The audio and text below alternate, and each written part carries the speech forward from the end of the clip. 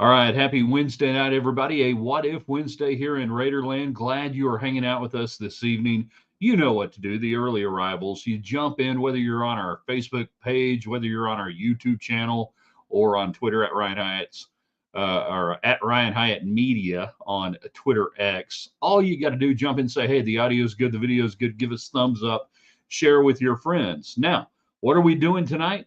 We're doing a lot of stuff. We got Tech basketball. How high can this rocket ship go when it comes to an NCAA seed level? We'll talk about last night's game, your thoughts on the win over Baylor. We've got that. We got Super Bowl hype.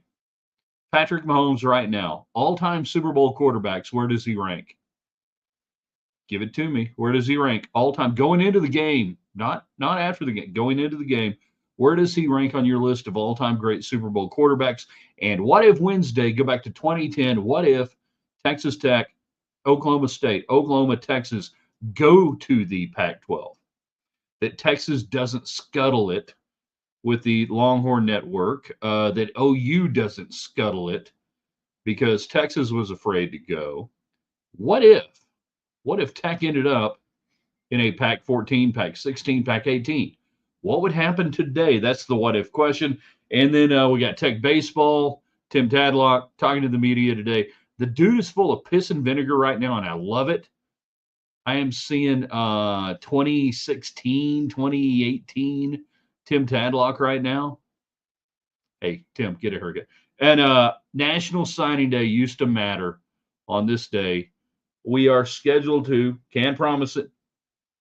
Don Williams from the Avalanche Journal may join us tonight, later on in the show, to talk about National Signing Day memories from fax machines to press conferences to the Fab 44, you name it. Don Williams may join us later on tonight. So it's sort of like, can't promise it, you know? Can't promise it, but he may join us tonight. Maybe. We'll see. All right. That's what we got going on tonight. Glad you're with us. We will discuss freely and openly all of these things and whatever else is on your mind. We are brought to you tonight by Ultra Exteriors here in West Texas, based out of Lubbock. They do exteriors, like windows and cool stuff like that. They also do great bathroom remodels. If you're looking at doing a bathroom remodel, give them a holler right here. Call Warren Taylor at Ultra Exteriors. Tell them we sent you. They're going to get it done quick, not fast. Not like, hey, we roll in the morning, we're out by lunch, and you'll never see us again. They do quality work. Quality work cannot be done fast. It can be done quick, but it cannot be done just like, oh yeah, hey, we're in and out, and you'll never see us again. So give Warren Taylor a call at Ultra Exteriors. Great people. They do much more than just that. Check out their website, ultraexteriors.com. Also by South Plains College. This time of year, I highly recommend they do the continuing education type stuff. And let's say you're my age, you and your wife are looking at doing something fun together. Go take a cooking class, all right? Now, maybe you've got kids that are getting ready to graduate high school this spring. South Plains College could be the perfect place for them to go to start their college career. Ton of great Red Raiders started off as great Texans. And you don't have to go to Tech. You can go wherever you want. Kids can go to school wherever they want to. But check it out at South Plains College. And, of course, all the communications here, all the chat line stuff brought to you by United Supermarkets in Market Street. Oh, yeah. There's one supermarket around here that supports Texas Tech, puts their name on an arena. Then there's another one that does not. And, in fact, puts their name on stuff somewhere else downstate. So all of that going on tonight. Where do you want to start? Tech basketball. How high can they go? Right now, they're probably a 4 or a 5 seed in the NCAA tournament. We pay attention to hoopshd.com, bracketville.wordpress.com. We don't care about net. Those things are cool. We don't care. The AP rankings are worthless, useless. Doesn't matter. We care about where are you going to be in March in the tournament. And there are only 2 websites that matter. And Joe Lunardi at ESPN is not one of them. So Hoops HD today on the nitty gritty. Got you solid on the 4 line. 4, that's a protected seed. That's good. Remember, the national championship team went into the tournament with a 3 seed that many people didn't think they were going to get. I had to tell people right here on these airwaves, no, that's where they're going to be. And people are like, they're going to be like a 5 or a 6. No, they're going to be a 3 seed. How high can they go? Arizona this weekend, what do you think happens? How impressed were you last night that they come back off an emotional win and they get it done? And they control the game. What if Wednesday, what if Tech joined the Pac-12 along with 4 other Big 12 teams in 2010? Super Bowl hype. Where does Mahomes rank right now? All-time great quarterback, Super Bowl era. Where does he rank? And then maybe Don Williams. I may have to actually do some stuff like during the show to oh, there he is. All right. Well, trying to get some stuff done here. It ain't never easy. All right. It's never easy to make things happen. But we'll try. All right. We'll try. Oh, wow. Okay, hold on. We have an audible. We're changing plans. We have an audible. And we'll get to all the topics as we go through. By the way, Craig, indeed, the talking box is on. Those who don't know, now you know the talking box is on. Alan Corbin, that's some sort of emoji. I think it's a flashlight or some sort of energy-saving bulb or something like that. Our man Michael on Facebook. Listening to you now on my way to Oklahoma City Thunder Arena to see them play the Suns tonight. Good arena. I don't know who sponsors it now. It was Chesapeake. I have no idea. You know. Yeah. Oh, okay. So I'm getting real-time updates and stuff right now from Don Williams. Stay on your script. I can go at the assigned time. We'll see you at 6:45, Don. Go do something. All right? Go do something.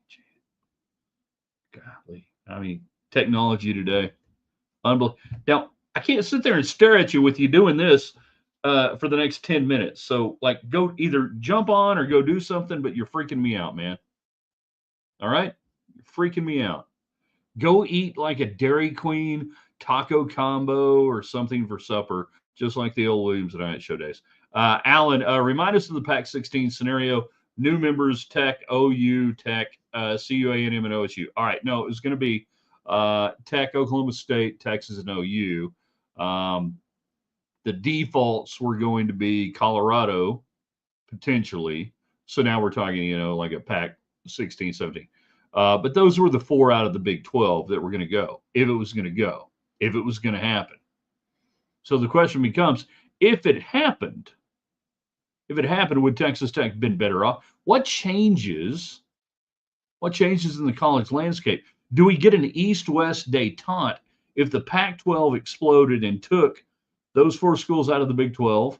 Colorado maybe comes back home, whatever, and all of a sudden you've got the 18-team Pac-12. I'm saying Pac-12 just because we know it. Does that delay massive realignment, or does it spark it?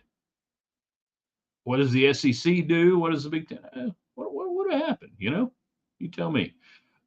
James, thumbs up. Thank you being out there.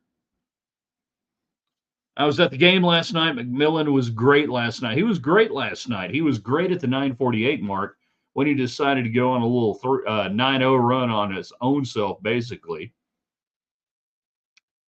And right when he did that was right when I was putting on Twitter, hey, you're kind of stinking it up a little bit from the 3-point line. You are 12 points better percentage-wise inside the arc than outside the arc. Hey, maybe why don't you try driving to the basket, getting to the line, shoot some higher percentage shots, and you can completely own this game and go from there. And then as soon as I do that, they go off, they hit the 3-pointers. I'm like, screw it, shoot the threes. I will still say 18 to 20 is the max I want them shooting 3-pointers. I think 18 is the law of diminishing returns for this team. But yeah, McMillan, Hawkins, D. Will, hobbled D. Will, Toppin. What did Toppin end up with last night? Double. No. He had a double eight. 8 and 8, 21 minutes. How did Hawkins foul out at the end? I still haven't seen the replay or anything that I thought it would happen, but whatever. Robert is on Facebook. We will be the top third seed. That means we'll be the 7th overall seed. Talking about a snaking up and down line. Yeah. Did you see what Tuberville said today at Trump's executive order signing? No, I did not. I assume this is banning men from playing against women. God bless Tommy Tuberville. If he's a senator, he can't hurt any football teams, right? I didn't see it. Somebody asked me about it earlier today. I'm like, no, I don't pay attention to Tommy Tuberville. And here's the deal. Pretty much nobody pays attention to Tommy Tuberville. Chris, the problem for Tech was Larry Scott would have been the commissioner. I suspect UT and others still bolt for the SEC or Big Ten. So what you're saying is that it would have been a short-term deal, that you go in 2010 and maybe by 16 or 17, we're entering into the era we enter into eventually with poor leadership in the Pac-12. And it's entirely possible, though, with that kind of cachet, maybe even Larry Scott still manages to run a conference, and the networks go, we got the West Coast, Middle America, we got the, where are we? Joe, the Pac-12 would have done something stupid and okay, and Texas would have bolted, but probably to the Big Ten. I don't think Texas was ever going to the Big Ten. Obviously, they didn't. I think if they were, they would have. They would have gone in like 10, 16, 18, 20. I think they were the Big Ten never, ever wanted Texas. They never wanted them. Baylor was playing so off the three-point line. Hawkins got ripped off on his last 2 fouls. Yeah. Like the one he fouled out on, I think everybody was kind of like, hold on, who got the foul? Who got the foul? What? Why? And it doesn't matter. But again, one of the things last night, don't lose sight of this.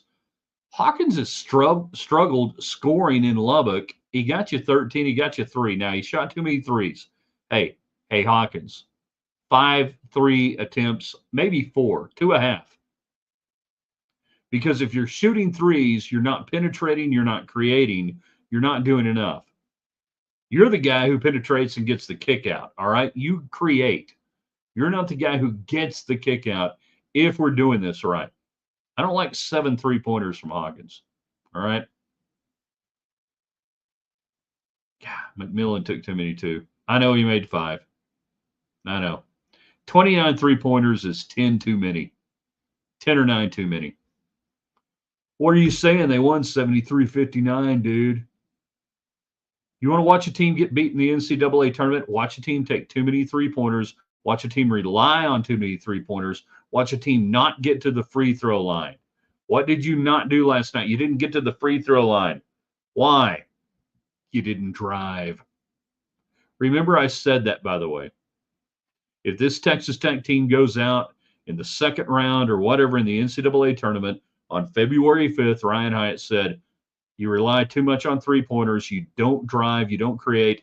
In the NCAA tournament, get to the rim, get to the foul line, make the 3-pointers that are available. Remember I said that, okay?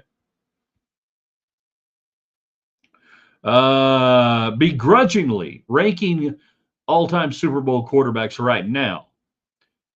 Brady, Mahomes, then Montana. He says begrudgingly. Which one is begrudgingly? Mahomes over Montana? Brady over Mahomes? I mean, Brady's over everybody right now, okay? We can admit that, right? That still Brady And we have the conversation of Brady. Hold on, got to get my hand out of the frame. So Brady up here, and then everybody else is having a conversation beyond that. So I'm not sure which one you were begrudging.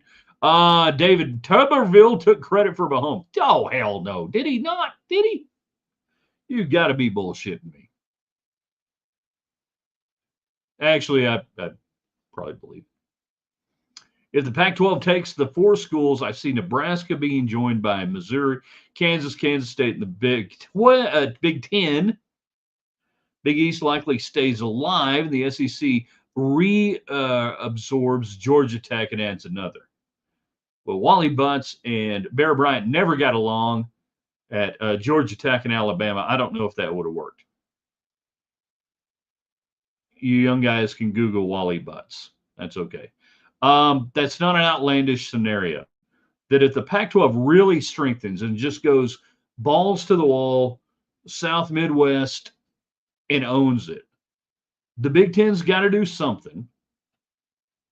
The SEC probably at that point still feels pretty bulletproof, you know?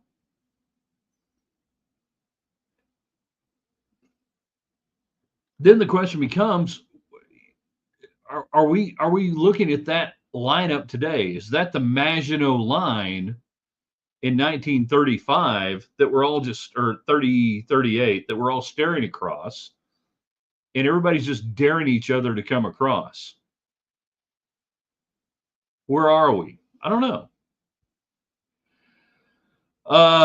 Joseph, I'll say it again. Federico is this team's Odiasi. I disagree on a couple of different levels.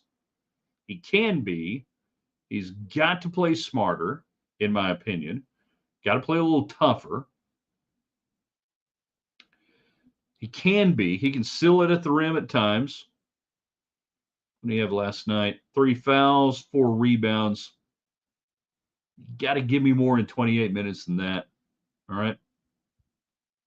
Could be. But he ain't there yet. James, the refs let the teams play last night. I was begging Tech to drive. Amen. Please drive. Please go. And you know the refs were like going into the game last night. Holy crap. If we call a foul early on, this place is going to go nuts. We really don't want to do it. Hey, Don, you can chime in anytime you want, by the way. Anytime you want, Don Williams, you can just chime in and, be a part of the show. It's not hard. Yeah. I don't even think it was so much the refs let them play last night. I thought when you don't drive, you're not going to get fouls called. And Baylor was more aggressive, so they got more fouls called. It's not hard. Bob Knight summed that up so well over the years. Just, you want to get a foul called, just go to the freaking basket. That's what he told David Collier one time. Go to the freaking basket, Collier. Meanwhile, right there, add to the stage. In just mere moments after I read this one more comment. Tech Hoops can shoot more than 23s if they're not above the top of the key. Mostly in the corner, drive and score, drive and kick. Shoot the corner 3. They're better that way. This is a man who I once saw shoot the corner 3 out of my driveway. When he was about, 10 years old or so, maybe. Yeah. He could shoot a corner 3. Please welcome into the conversation. He is Don Williams, the pride of the Avalanche Journal. We once used to hang out together in the afternoons, but unfortunately they aired it on radio and everybody got to hear us talk about stuff. If anybody knows more about National Signing Day in the state of Texas from the 80s on in, well, it's probably like 3 or 4 people, but we got Don instead. We bring him in. Aloha. Greetings, Sean. How are you doing? We're doing all right for the shape we're in. How's your world? My world's fine as far as I know. Going well. Yesterday it occurred to me that we were on the eve of what used to be National Signing Day. And I thought of all those days over the years, of press conferences, me interviewing coaches and whoever at, basketball games at halftime of later Raider games. But this was your shining moment. This was Christmas. This was Christmas in February, and it was hope to college football fans. We'll start off with this. Do you miss the National Signing Day build up, everything that went into it, and what used to happen on this day? Do you miss that? Do I miss it? Yeah. No, not really. Not I don't necessarily. believe you. I mean, I don't believe you. You enjoyed writing about it. You enjoyed the lead up. I don't believe you. well, I did, but I did back then. But then I got old. So then it became just make up your mind and announce you're committed to, instead of going through all this and say you're committed to, sending such instead of saying it quietly and then sending your announcement to be prepared by some graphic guy so you can post it on Twitter and get a bunch of likes and all those sorts of things.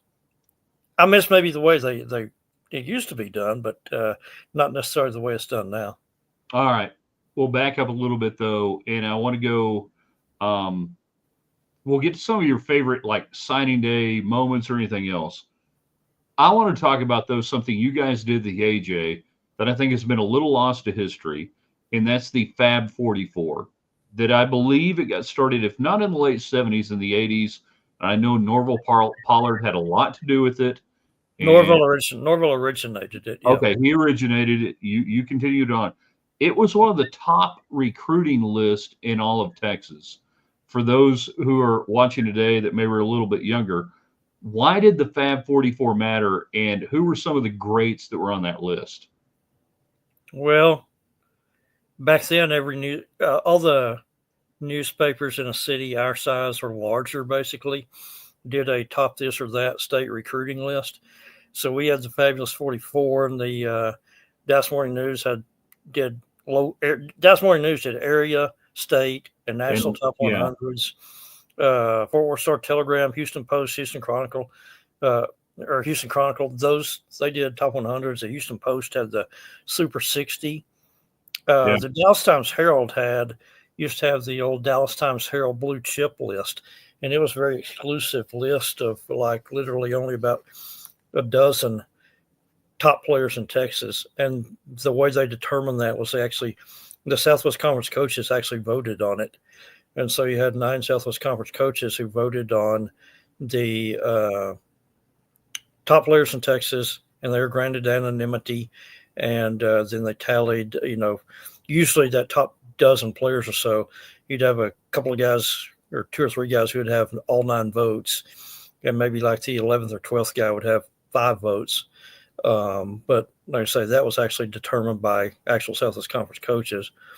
But that was how it's done. And it's kind of done in consultation with guys who actually did recruiting services in a different way than how it's done now. Of course, folks our age remember Max M. Finger, Right. but there also Max was a guy who I think Max was from Brownwood, went to Baylor, and actually had sat in had some coaches sat in with some coaches who actually showed him how to evaluate players.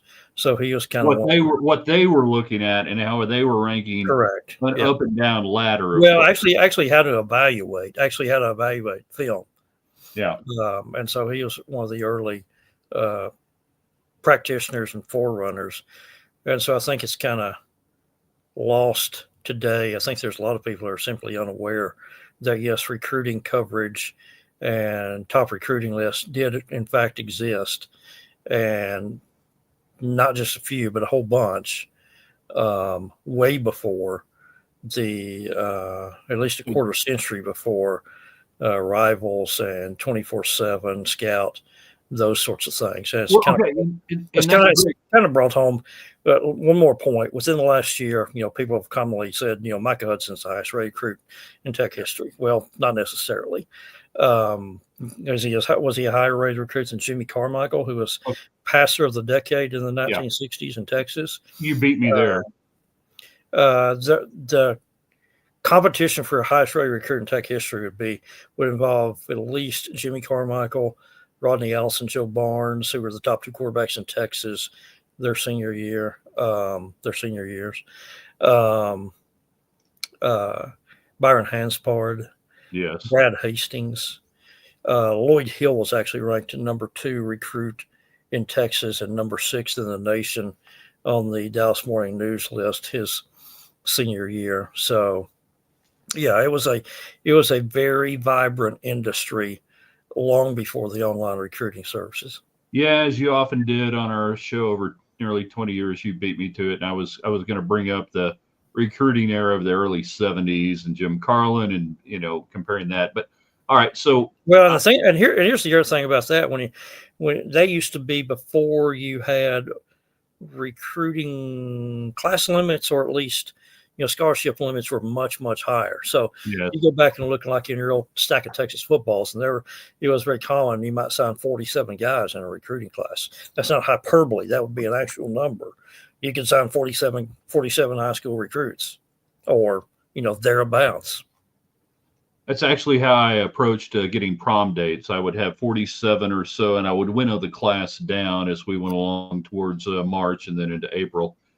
All right, I want to go back though to you actually mining the information, being on the phone, sitting there at the AJ, and calling up recruits. Give me one or two interesting phone calls, talking to people, talking to players, talking to high school recruits, and weird stuff or something interesting that when you were putting this all together, you put down the phone and you looked over at Ray Glass and said, Ray, you're not going to believe this crap. Well, maybe not. Well, there's actually several. I remember, and this wasn't necessarily when I was doing recruiting lists, but just covering recruiting when Texas Tech would get commitments. You remember middle linebacker from Wichita Falls who played for Spike Dykes in the 1990s named Eric Butler? Yes. And Eric started for a couple of years. Yep. And now I'm Facebook friends with him. He's doing well. Hi, Eric.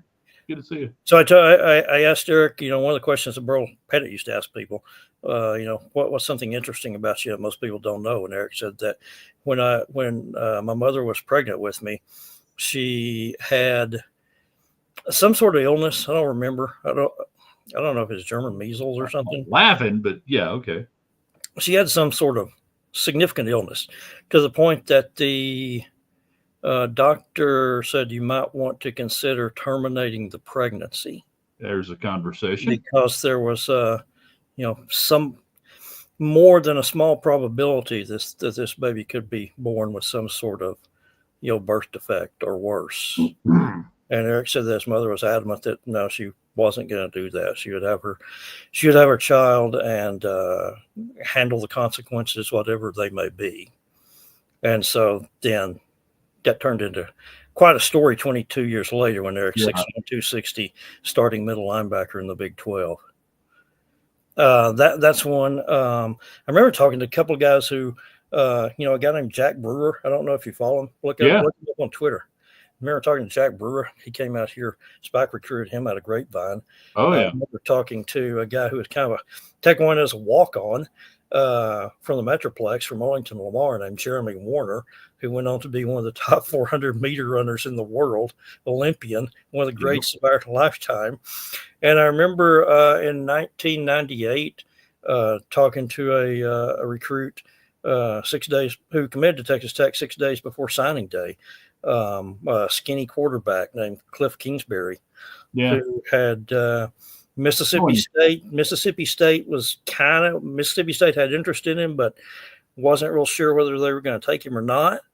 And then Spike and them offered him a scholarship, I think the Sunday, maybe 10 days before signing day. Tech and Cliff committed.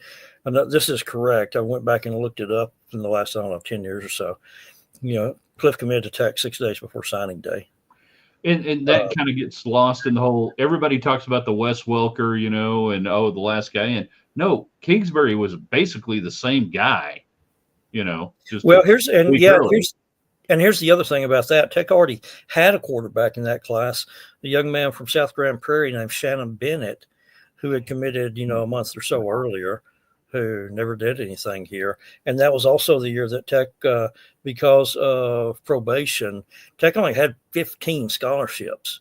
So it's not 15 scholarships that year. So it's not like you had, sure, we'll take a second quarterback. No, you only had 15 guys. You had to make sure there were 15 that you really wanted.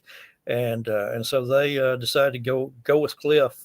Cliff was like 6'4", 185 back then, and was not really a recruiting. Obviously, was not really a recruiting list guy, and but he had a great senior year. I think New Braunfels was 13-2, and he'd led them to like 6 come from behind wins, so on and so forth. And it's very here. There's an alternative history for you. You'd like to talk about alternative history? What if Texas Tech had not offered a scholarship to Cliff Kingsbury? Where would he be? Because that was very conceivable that might not have happened.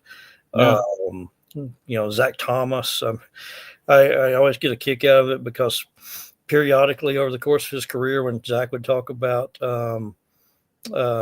his rise from obscurity to becoming an all-time great, occasionally Zach would say we used to talk about how he had pedestrian speed when he was coming out of Pampa. And I thought, you know what?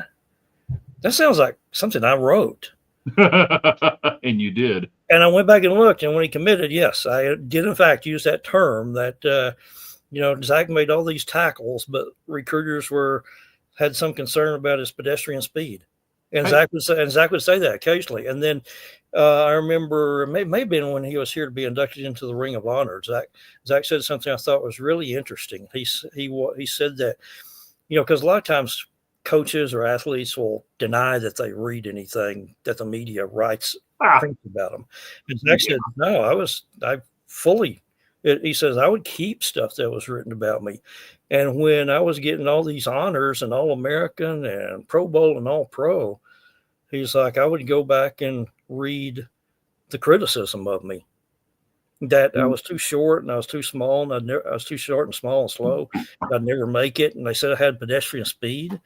And he said the flip side of it was then when I was was not living up to what I thought were my standards, was not playing well after I had established myself. Now I go back and read the clippings about how great I was to kind of pick me back up. The flip side of the alt history on Zach Thomas is, what if he and Bart, or particularly Zach, doesn't go to Pampa, finishes at White Deer? He's going to WT. He's going to Eastern New Mexico. Yeah, I don't know. Mike ain't taking a kid from White Deer. I don't think so. So that I don't know about that. I mean, Pampa, I don't think it happened. Spike Dykstra took Alfred Montez, who played 8-man football in Colorado, and Lynn Shirley played 8-man football in Colorado. Yeah, but he didn't take Toby Shane. Say what? He didn't take Toby Shane. Well, yeah, he did. Who did? WT. He went to WT. Didn't he? Toby Shane played at Tech.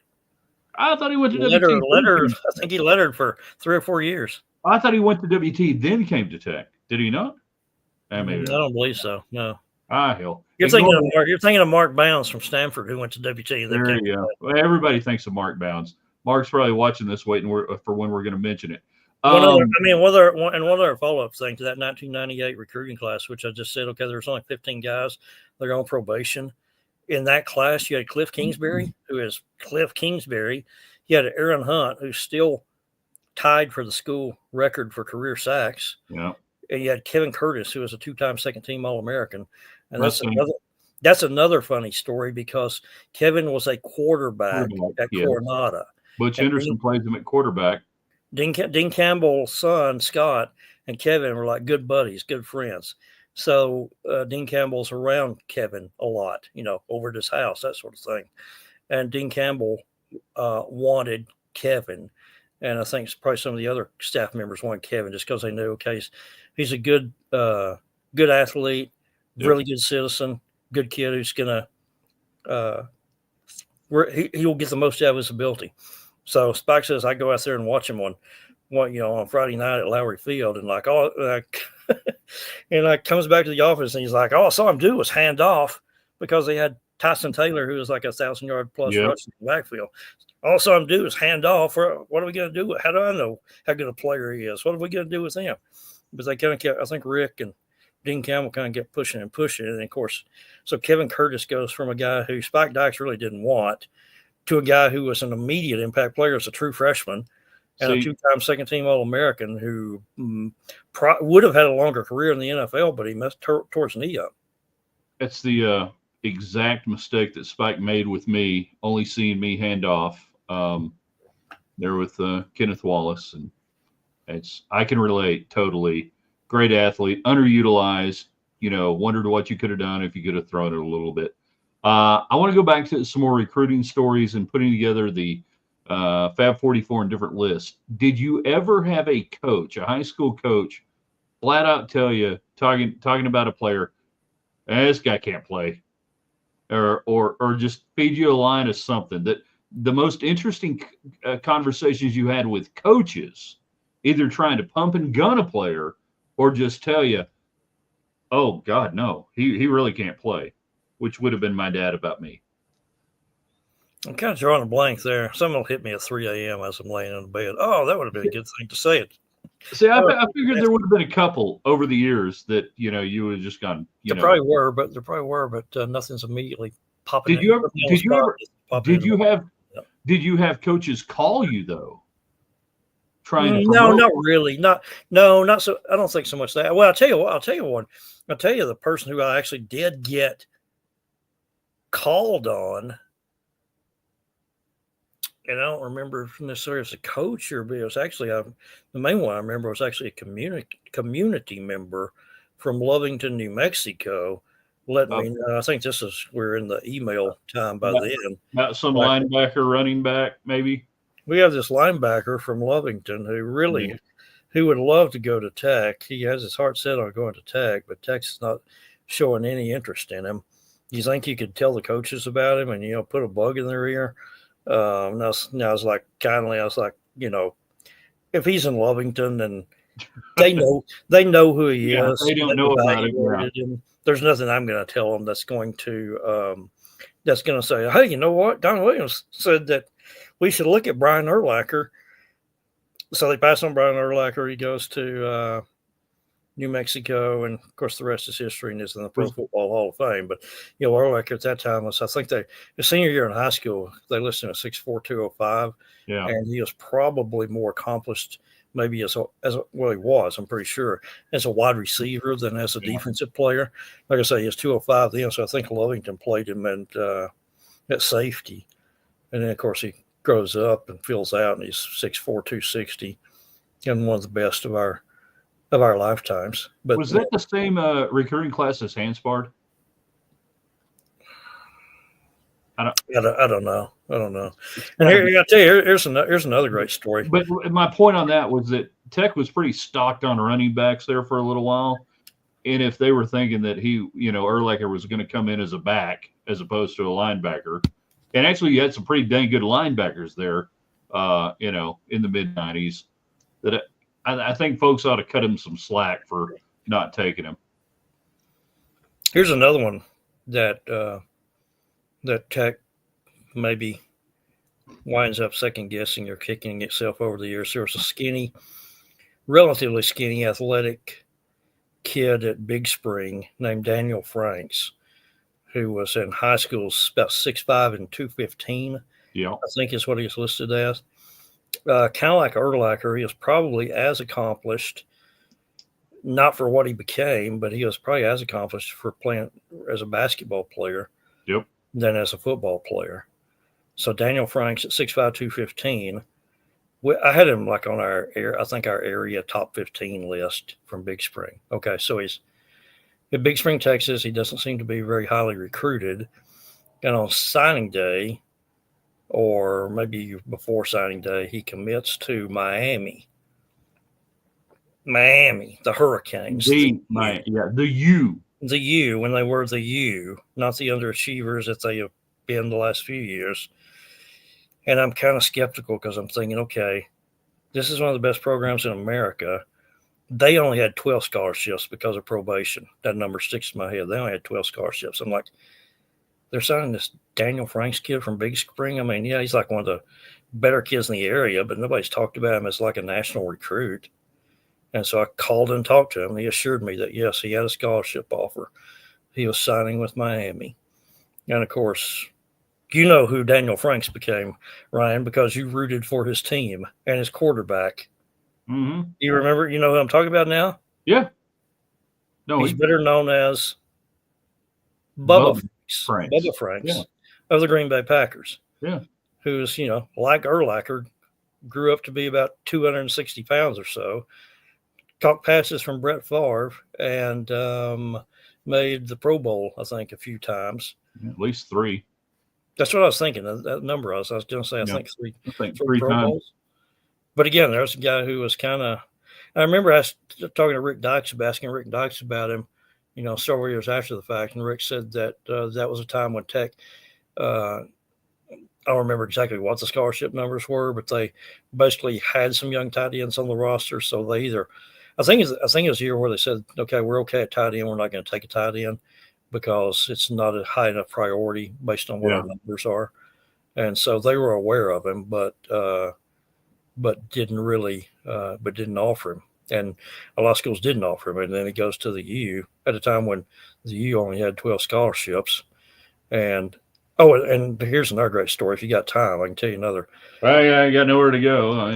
The wife's home. She's wondering when's the show going to end. But keep on going. How did Miami find out about Daniel Bubba Franks? They were reading the Avalanche Journal by subscription. There was, obviously the Permian Basin has good high school football and some college level recruits. So a recruiter from Miami was at Midland High watching film of some recruits. I think that was when Midland High had a great punter, kicker combo guy named David Leverton.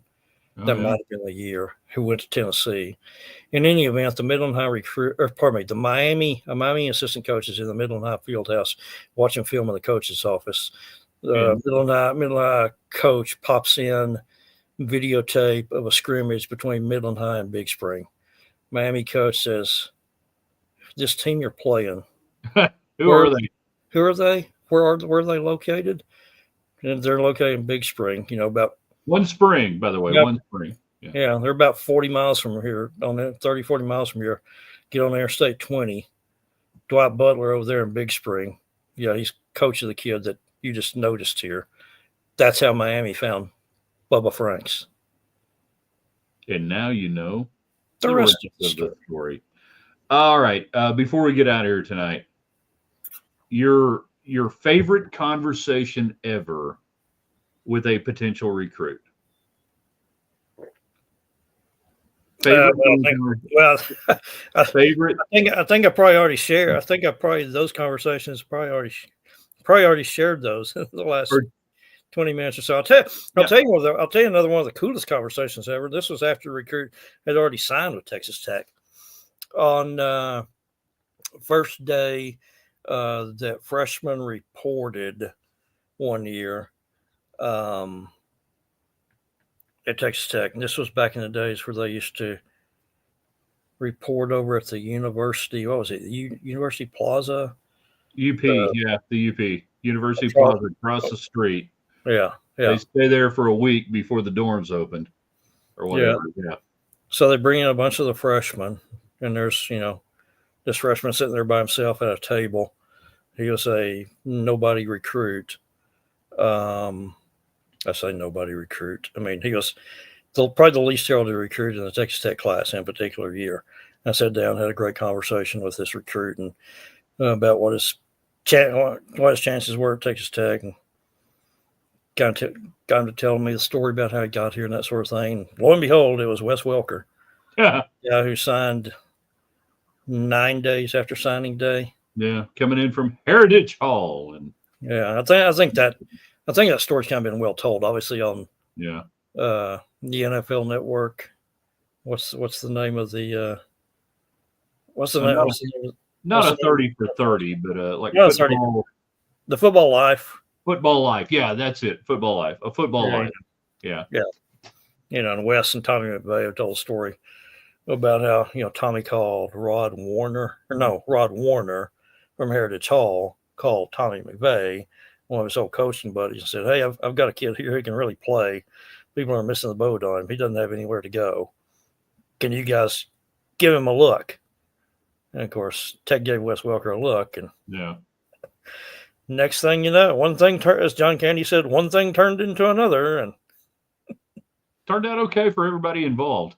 But that okay. But if you want to know a favorite recruiting story, then yeah, there's a cool one because I heard that story in August of the year 2000, sitting there at the University Plaza with just one on one at a table with Wes Welker, a guy that nobody knew except at Oklahoma City Heritage Hall. Now everybody knows.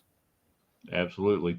All right, Don, tell everybody what's coming up in the pages of the Lubbock Avalanche Journal tomorrow, this week. A ton of stuff going on, obviously, with basketball. Huge game this weekend with Arizona. Just like the old border conference days, Tech and Arizona, Gerald Myers and whoever was coaching out there. I don't know. So, what's coming up? Well, Nathan Geese's basketball coverage, that's probably the best thing to read right about now because who's hotter than the Texas Tech basketball team with the wins over Houston and Baylor and, as you said, the U of A coming up. So we got that. We got still, even though Tech didn't sign anybody today, I'm still doing some recruiting recaps about how the class graded out and ranked and all those sorts of things. And we had the preseason, preseason baseball media availability yesterday with Tim Tadlock and for the players about ready to get baseball started. One of the interesting things there, and I wrote about this today, and you can find it online, is with Texas and Oklahoma gone, you can't take certainly can't take your RPI. You've got to go out and schedule. And so Texas Tech is opening at North Carolina with a 3-game series, and Tim Tadlock said, thinks they'll be favored in the ACC. Thinks Grand Canyon will be favored in their conference, so they're going to Grand Canyon. They have a home series against UC Irvine, which is kind of maybe just a little bit under the radar if you're a casual baseball fan. But UC Irvine was 45-14 last year and regional finalist. And so they have 6 teams in their non-conference that made NCAA regional. But Tim pointed out that you get more points on your RPI for playing on the road. And Yep. so Tech is actually playing only 5 times at home in its first 14 non-conference games. I went back and looked, and that's the fewest in the season starting 14-game stretch since 2008. Yeah. And actually Tech starts with only 5 of his first 17 at home because the first conference road series at Houston is on the road. I hope the weather holds out for North Carolina this week. I would move it to Lubbock right now and say flip the home and home. We'll go out there next year because I've seen the extended weather forecast. Hi there, Joe Biscardi. Next weekend. Yeah, next weekend. And I don't like the way it's looking. Get this thing in Lubbock. I don't want this thing to get snowed out, iced out. Hey, we don't have you on near enough. It's always fun to hang out and visit. I feel like we've done this a time or two before. And everybody follow Don Williams at AJ _Don Williams, I believe, on Twitter. Is that right? That's right. Yep. All right. Go get you some DQ tacos or something. I don't want you to waste away into nothingness, okay? I had some Boar's Head ham sandwiches from Market Street. Dang, you're living good. Some good stuff. That's good stuff right there, man. All right, we'll see you soon, Don. Thanks. All right. That's Don Williams. We thank him for jumping in tonight. Want you guys to enjoy this broadcast and every broadcast we do. Thanks to all of our great sponsors. You guys know what to do. Share it. Put it on your social media. We'll have it on theraiderland.com. Tomorrow morning, it's over, underrated, and rated right Thursday. We're going to talk Super Bowl dips. You heard me right. Super Bowl dips. All right. Thank you, Don Williams. We'll see everybody tomorrow. theraiderland.com.